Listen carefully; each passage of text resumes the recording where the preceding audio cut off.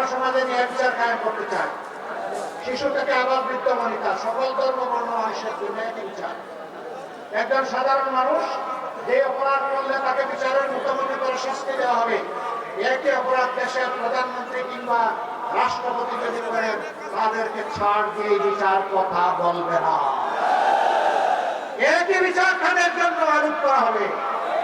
কোন দায় মুক্তি নাই, কোন ইউনিটি নাই। অপরাধী যিনি অপরাধ করেছেন শাস্তি তাকে পেতেই হবে।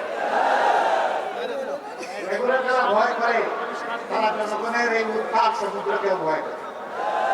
আজকে শুধু লক্ষ্মীপুরে না, সারা বাংলাদেশে ন্যায় ইনসাফের পক্ষে গণজোয়ার সৃষ্টি হয়েছে। ইনশাআল্লাহ হাবুটের পরে 12 তারিখ 11 দলের কাজ যেখানে দেওয়া হচ্ছে সেইটাকে জয়ী করার মাধ্যমে জনগণের সরকার কায়েম হবে ইনশাআল্লাহ। আমরা বলেছি আমরা জামাতে ইসলামের সরকার কায়েম করব না।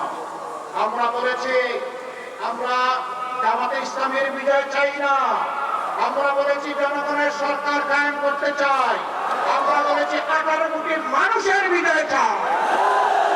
এবারকার নির্বাচনে একটি ইতিহাস রচনা করবে। সেই ইতিহাস হবে ন্যায় ইনসাফের পক্ষে। সেই ইতিহাস হবে বাংলাদেশকে চাঁদাবাজ মুক্ত করার পক্ষে। সেই ইতিহাস হবে দুর্নীতিবাজ মুক্ত করার পক্ষে। সেই ইতিহাস হবে অর্থনীতির মুক্তির পক্ষে। সেই ইতিহাস হবে বেকারত্বের বিরুদ্ধে। ইনশাআল্লাহ সেই বাংলাদেশ করার জন্য আমি আপনাদের সবাইকে আহ্বান জানাচ্ছি।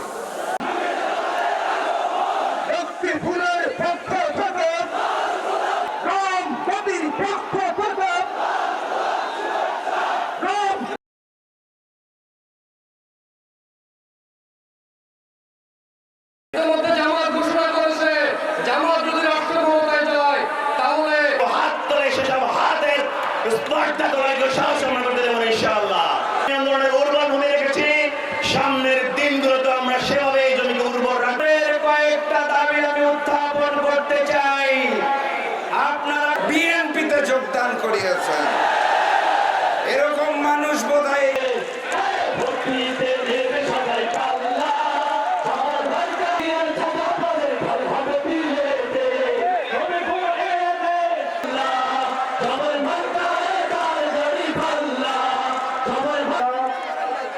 বাংলাদেশ খেলাফত মজলিস লক্ষ্মীপুর জেলা শাখা